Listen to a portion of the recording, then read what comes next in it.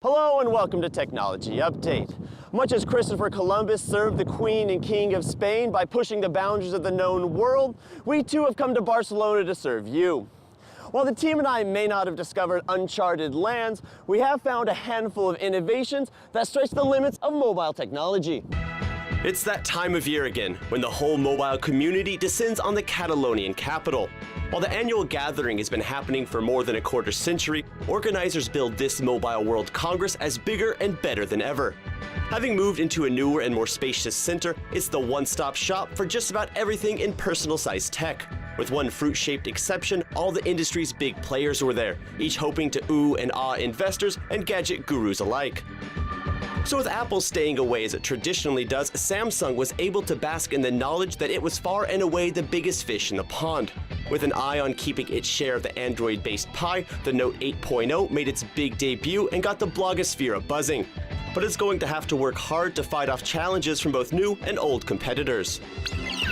Nokia was also on hand to tout its latest row of smartphones. The company looked to brush off bearish attitudes about its future with no less than 4 new handsets. At their stand, we got ours on a higher-end Lumina and checked out their tech that can wipe out unwanted photo bombers, as well as give a little extra surprise to your shots with localized animation. Then there was LG, the South Korea high-tech hub. Like many others, they've got their fingers in all kinds of electronic pies, but they're looking to make inroads with the latest line of their Optimus L series. One model of which was made available to Russian users before anywhere else. Its dual SIM capability allows seamless switching between carriers. Whether it's an extra phone for their pocket-sized arsenal or an extra hand for a beautiful woman, people are always looking for something more. And there's one Russian company that's found an interesting way to give people the most bang for their buck. That firm was Yoda Devices, who in the absence of any truly groundbreaking announcements from the globe's habitual headline makers, stole a sliver of the spotlight with a rather unconventional handset offering. Transitioning from its comfort zone of LTE-enabled routers and modems, this plucky Russian company is hoping to carve out a niche for itself in the congested smartphone market. Now, its 4G modem hardware already accounts for some 6% worldwide. But in Barcelona, visitors flock to their stand to catch their first glimpse of what will be the Yoda phone. In addition to an LCD screen on the front, it's fitted out with an extra e-ink display on the back. But what's a second screen good for? Well, let's say you're in a foreign city. I don't know, Barcelona for example. You've got loads of things to do and see, but you don't really know your way around. You're gonna need a map. And constant glancing at your LCD screen can drain your battery more quickly than you might expect. Simply swipe the needed map to the energy-efficient backside, and you'll find your way without losing so much juice. And if you've realized a little too late that your battery's about to conk out, you don't have to worry about losing your bearings, since once it's there, it doesn't use any extra power to keep it in place. That way, you can make your way to Sagrada Familia with hardly a hiccup. Once there, you can use the e-ink screen to brush up on the building's history and its ridiculously long construction process. Now, Yoda Phone also aims to make reading on your celly a little more convenient as well. Forget bulky newspapers. Heck, forget about an additional e-reader.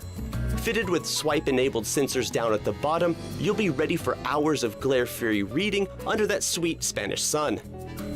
And lastly, got an important document that you just can't afford to lose because of a fatigued phone? Whether it be a boarding pass, shopping list, or simple coupon, Yoda's second screen has got you covered, making sure you don't miss your flight or your morning cup of joe. To bring the phone to life, Yoda turned to Qualcomm, whose Snapdragon S4 processor lies at the heart of the Yoda Phone prototype. Its 23nm technology is designed to meet the demands of multitasking phones and tablets. Regardless of what you use your handheld device for, Qualcomm is quite confident that they've got just what modern users demand. It's capable of handling hours and hours of hassle-free gaming, as this all-day and all-night marathon showed. It's also got the quickness to offer screen responsiveness second to none. And all of that comes in a thoroughly efficient setup that merely simmers while the others boil. In our opinion, Qualcomm is one step ahead of all the other companies that produce chipsets. And that's in terms of power consumption, the support of LTE frequency bands, the size of the chipset, and many other parameters. But existing cooperation wasn't the only thing on Yoda and Qualcomm execs' lips in Barcelona. During a high-powered visit from CEO Paul Jacobs, the two innovative companies announced a major step forward. Yoda became the first Russian firm to sign what's called an SDK licensing agreement with Qualcomm. Getting their hands on the proprietary kit will enable developers to push the capabilities of the Yoda phone to the limit. We're receiving access to the original source code and design of the chipset, so we can refine the device further in terms of energy use as well as the data processing rate. Moreover, we'll have direct technical support from Qualcomm. That'll allow Yoda to fully customize its software and hardware around the Snapdragon processor. And at Mobile World Congress, there were numerous vivid examples of just what's possible with Qualcomm tech. For example, this photo booth was developed on the basis of the company's Dragon board, which is itself based on the same kind of chips used by Yoda. From fun, relatively simple things like playing around with your friends' photos, to high-tech innovations, such boards are often ideal for developers building and optimizing projects that don't require everything to be pint-sized. So with that, Yoda hopes to join the plethora of other handset makers out there running Qualcomm chips, and should help them compete with the creme de la creme. Yoda plans to pit its two-sided smartphone against the industry's top dogs. In order to do that, they need to show potential customers and operators just what they're capable of. And in that regard, the few days at Mobile World Congress was time well spent. Everything went really well. People showed genuine interest in and excitement about the new product. It speaks volumes that leading analysts and major mass media outlets called it the only true innovative device at Mobile World Congress. Only time will tell if it's a true game changer, but we should find out soon enough, with the Yoda phone supposedly set for release in the second half of 2013. Once upon a time, letters were the most convenient way for people to stay in touch. However, the heyday of the Pony Express and snail mail have long since passed us by. Nowadays, comms consumers don't just demand instant access, but connection quality on par with the real thing. Over the years, there have been many ways to get your point across, but they've all been leading to where we are now. For centuries, the top spot was held by good old pen and paper. At the time, that seemed to suit most people's needs decently well. But of course, the required middlemen, starting from the initial sorting, to transportation, to sorting again, and then delivery, slowed things down more than most would have liked. And as technology improved, it allowed newer, faster ways for people to exchange salutations and ideas. Instantaneous back and forth totally revolutionized communication, but soon gave way to the desire to see who you're talking with. That led to the first video phones back in the 1960s and 70s. At the time, the tech was just too expensive. That's all changed with the rise of the internet, which isn't without its own problems. At its simplest, digital IP communication is quite straightforward. A wideband channel connects you directly to your fellow gabber located nearby. But in the real world, you're more likely many miles apart and you share the various network paths with millions of others. And with more people streaming more data, routes get clogged and disruptions impede communication. To help minimize such issues, voice and video data get chopped up into individual packets and sent separately through various channels, hopefully avoiding major traffic jams along the way. But the digital setup certainly isn't without its hiccups. Sometimes the separate packets don't arrive on time or even in the proper order, resulting in choppy speech. Jitter buffers can sort this out, delivering the data just as the speaker intended. And when some packets of data get lost en route, concealment algorithms are required to fill in the missing syllables. And when you're talking with video, even the slightest dissonance between sound and picture can throw anyone off their game. Now, trying to troubleshoot all these problems in real time demands serious processing power, to say the least. That means an extra control module is needed to ensure the best quality without overloading the CPU. Complex mathematics and algorithms known as voice and video engines are what have made that all possible. And one of the global leaders is Spirit DSP. If you've made a phone call or had a video chat over the internet, chances are that you've used Team Spirit's engines. And despite increasing strains on network capacity, Spirit still makes sure you come in loud and clear. Here we are, showing demo video conferences held with our offices, including in Moscow, which is thousands of miles away from here. It's all in HD, but all we need is just an ordinary laptop and an ordinary internet connection, even when the network is really overloaded like it is here. And it's with precisely such video conferencing software that the company has made its latest mark in the industry. By giving telecoms companies the ability to offer unmatched over-IP software and video conferencing to their clients, Spirit feels that traditional operators may be able to stop some of the bleeding initiated by over-the-top services like Viber and Skype.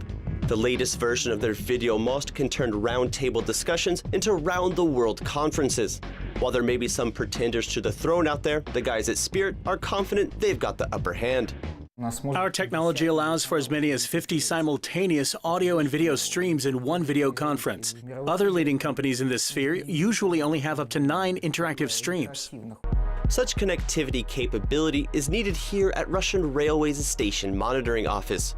With 6,000 safety cameras streaming real-time pics of the situation on and around the tracks from stations all over Russia, Spirit's Video Most integrates the constant tide of video coming at those here in Moscow. The software can also be adapted to enable more effective exchange of info with those on the scene, and can even let reps from government agencies in on the chat if need be, all with the aim of boosting safety and response efficiency. The work takes place on a server, which means that the server itself processes all of the video streams. It's a very resource-intensive process, but despite that, our server is what we call light, in the sense that a large number of simultaneous video streams are processed using relatively cheap hardware. For comparison, a Huawei video server that processes 1,000 video streams costs about $500,000. However, with our software, the same number of streams can be processed on a server that costs only $5,000. Such big cost savings can turn into huge ones for companies like Rostelecom. With nearly 50 million subscribers nationwide, the Russian telecoms giant turned to Spirit, whose Video Most is helping traditional connection companies go digital at a fraction of the cost. A part of that is this federal project called Electronic Government, which allows people to get answers and even apply for services via video-connected terminals. When execs were searching for the right software setup at the call center, there was really only one option.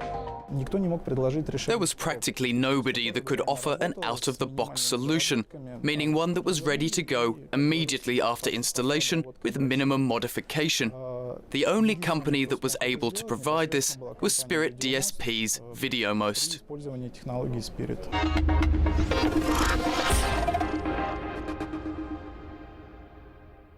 Welcome back to Technology Update in the Mobile World Congress in Barcelona. There's so much to do and see in the action-packed 4 days that people are constantly on the move to make sure they don't miss tomorrow's next headline. Yes, it's easy to get caught up in the bright lights and fancy displays, but in reality, many were in town to hammer out agreements and ink important deals. In the news around the time was Wimpelcom. At this point, it's a truly international brand with operators in around 20 countries. Inside Russia, however, the company is best known for its Beeline brand, who recently announced that they'd pinned a deal with China Mobile. The agreement will give their subscribers the ability to reach all numbers in China directly without having their calls routed through a transit network operator. But they weren't the only ones looking to make a little news at Barcelona. There was also Switzerland-based but Russia-centric SPB TV.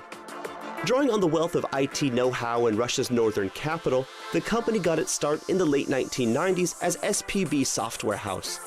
A few years back, the TV-focused department was spun off as a separate business. At past gatherings here, the company found its first supersized client and hopes to continue its luck with new hardware and advertising options that has benefits for just about everyone under the sun. We brought in new hardware, streamer and transcoders, which are unique in this kind of space. We have an entire end-to-end solution. One of the technology our customers like most to see how we exchange advertisement, we replace existing advertisement in a continuous stream with local advertisement, which is better to monetize. And this is good for the customer because everyone gets more money, and for the user who watches the TV, which is because the local advertisement is more meaningful for everyone. Not one to be left out of the fun, Russia's reigning high-tech champ Yandex was in Barcelona to continue their push for an alternative mobile ecosystem. They announced a new version of their 3D interface, as well as officially opened Yandex Store. But first they had to figure out how to attract developers before they built up users, as well as how to attract users without newly developed apps. We solved the problem of the chicken and egg by purchasing licenses from some applications from Opera. Opera is a well-known player on this market, so we're not starting from scratch, which would have been insanely difficult. We've already got quite a few applications to offer. However, this wasn't the first time Yandex has turned to the Norwegian firm for cooperation. Opera had previously provided its traffic compressing turbocharger for Yandex browser last year. So with already around 50,000 apps ready for download, Yandex is prepped to offer its biggest rival a little friendly competition. Although Android is a de facto open platform, there's no viable competition. No other companies that can match, for example, Google Play. It's in our company's DNA to offer an alternative. We have a search engine, a mail service, a popular cloud service. We have maps. So we decided to offer an alternative, which will be a good thing. Times certainly have changed for old school games like this. With everyday physical toy makers are being squeezed out by the processing power of computers. Technology now in the palm of your hands is beefy enough to deliver killer graphics and flawless gameplay. In fact, you can now turn your smartphone into both game console and controller instantaneously. But in recent years, much of the hubbub in the industry hasn't been about super shiny hardcore games, but the much more relaxed and family-friendly casual ones. And one of the heavy hitters in this sphere is Game Insight. Founded only 3 years ago, it's made its way to the top of the industry's elite, with the likes of Airport City, which was among the top-grossing Android apps for a time last year. Game Insight furthered its winning streak with Paradise Island, which was reportedly the company's top performer on Google-powered devices at the beginning of 2013. However, the company's go-to game has been Mystery Manor, which clocked in as the #9 top-grossing game over 2012. All told, it's taken in more than $40 million, and the company was rated as one of the top 20 publishers on Google Play. And just as you'd expect, they too were on hand in Barcelona to give visitors a new way to see and experience their games. Take a peek inside and you were treated to a 3D version of one of their fan favorites. And their stand itself also won over a few critics. It got a shout out as one of the top exhibits in Barcelona on PCMag.com. Now there are many ways to make it big, but top execs think they found a model that gives the best of both worlds. All games from Game Insight are totally free, so that you can play any games as much as you want free of charge. But if you're looking for additional features, like slightly improving your weapons or say expanding the territory, or just boosting your energy levels so that you can play more actively, then you can pay a small amount of money to do that and have even more fun playing. That's the only business model Game Insight uses. Spread out across the globe from San Francisco to Moscow, the company has more than 500 minds behind that idea. And here at the main Russian HQ, producers, artists, and programmers are working on what they hope to be the company's next big hit. The majority of their offerings are strategic builder games, which remind old-timers like me of the SimCity series from my childhood. It may not be the first thing that pops to mind right away, but putting together relatively casual games like these demand far more time and effort than one might expect. And the right balance between difficulty and entertainment is the hallmark of a successful game. Despite being so young, the company boasts more than 140 million users worldwide, which means roughly 1 in 10 smartphone handlers is killing some time on a Game Insight game. In 2012 alone, the company estimates that players spent over 18,000 years combined glued to their screens. And with revenues doubling every year, the company looks to keep its early successes rolling forward. But such achievements and concomitant profits aren't the only thing the company has managed to generate. The creative juices at Game Insight have given birth to another web-centric startup. Nestled right next to one another in Barcelona, Narrate takes a traditional pastime and gives it a digital twist. While the underlying idea of their comics and books remains mostly the same, the way users take them in is undergoing a major shift. With people nowadays never too far away from their smartphones or tablets, traditional content makers have a unique opportunity to deploy technology to their benefit. As I just alluded to, the idea didn't come out of thin air, but was nurtured along by those with earlier success. It was the head of Game Insight, Elisa Chimachenko, who came up with this idea. Our companies are really close. In fact, our offices are all in the same building, just a couple of floors apart.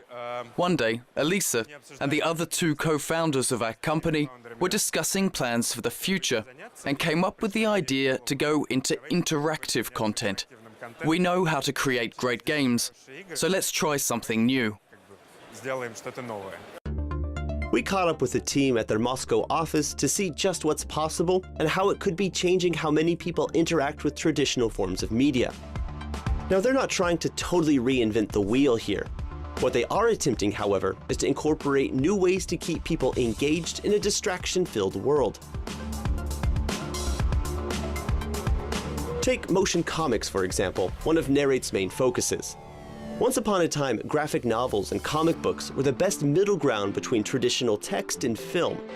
But now, with so many people packing portable tablets these days, motion comics nudge the genre a little closer to film or cartoons. The style and storytelling of graphic novels remain, but with just the right amount of action thrown in. To create the content for these motion comics, Narrate has called in the services of some of Russia's top sci-fi authors, giving them a chance to see their stories come to life before their very eyes as well.